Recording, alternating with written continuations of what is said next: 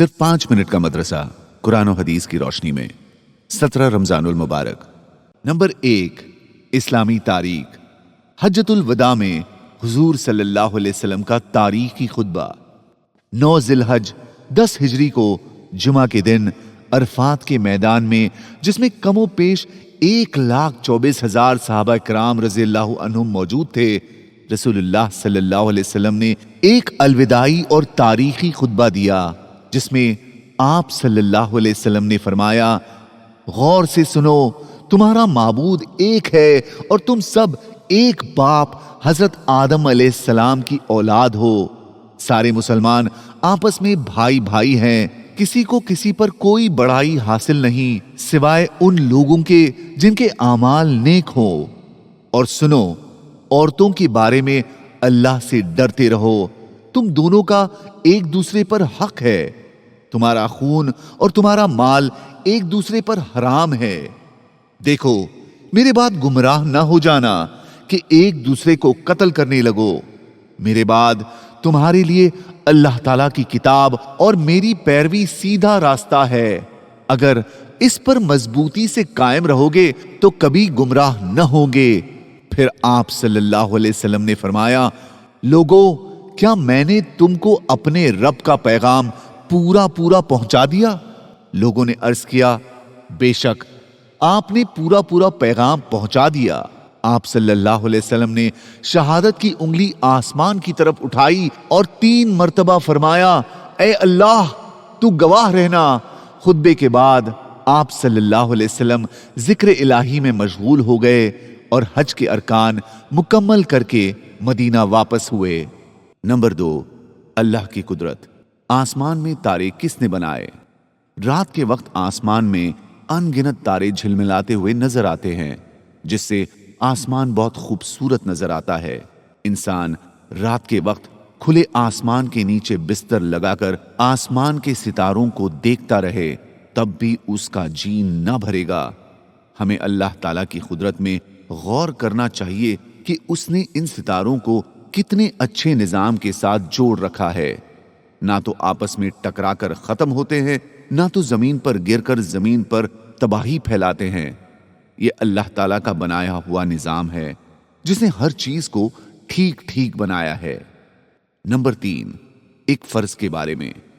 लावारिस बच्चे की परवरिश। नाबालिग बच्चा जो कहीं पड़ा हुआ मिले और उसके वालिदैन और घर वालों का पता ना हो, चाहे उस बच्चे में शऊर पैदा हो गया हो, तो तमाम मुसलमानों पर उसे उठा लेना और उसकी परवरिश करना फर्ज किफाया है। अगर किसी ने नहीं उठाया और उसकी जान चली गई तो उस इलाके के तमाम लोग गुनहगार होंगे। नंबर 4, एक सुन्नत के बारे में। बैतुल खला जाने का सुन्नत तरीका। 1, सर ढांक कर जाना। 2, जूता या चप्पल पहन कर जाना। 3, दुआ पढ़कर अंदर जाना। 4, पहले बायां पांव अंदर रखना। 5, किबले की तरफ ना रुख करना और ना पीठ करना। 6, बिल्कुल बातचीत न करना। 7, खड़े होकर पेशाब न करना। 8, बाएं हाथ से इस्तिंजा करना। 9, इस्तिंजा के बाद मिट्टी या साबुन वगैरह से अच्छी तरह हाथ धोना। 10, दाएं पांव से बाहर आना। 11, बाहर आने के बाद दुआ पढ़ना।